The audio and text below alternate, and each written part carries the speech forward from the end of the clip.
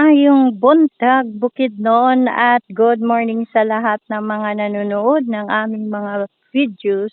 Ayan, presenting to you guys our Jural Farm. Ayan, ang ating farmer, si Ralph Garing, pinapakilala ko sa inyo. Ayan siya. At siya ay nag-aararo ng kanyang farm. Ayan, yung aming farm pala.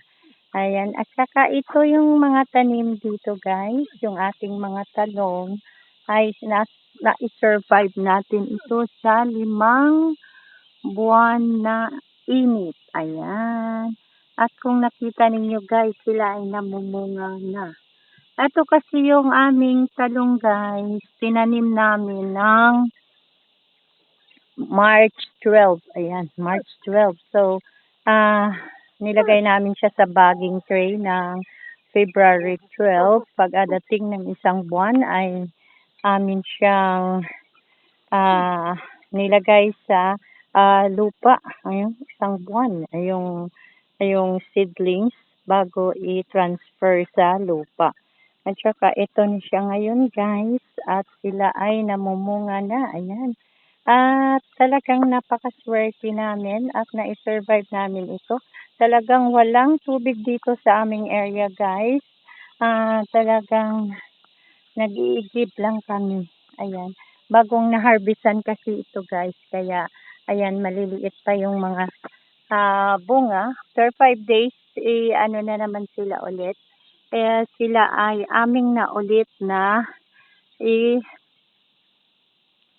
ang tawag nito, ha-harvest. Ayan guys yung nangyayari. Dahil sa sobrang init, nagyayelo ang mga tanim at pag nang inabutan sila ng ulan ay nagkakaroon sila ng ganito, yung mga leaf spot. Ayan, yung problema ng aming mga pananim. So, ang gagawin dito is tatanggalin namin yung mga sirang dahon kasi ito hindi na naman sila magkakain ng chlorophyll. Kasi hindi na sila makakatulong sa ating plants, kaya tanggalin na muna sila. Kasi ayan, napakalaki na mga damage ng init ng araw.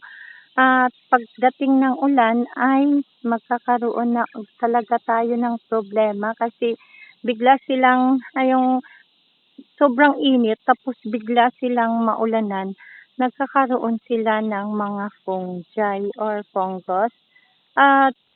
At siguro ewan ko kung ano yung iba pang mga problema dahil nagka-leaf spot sila.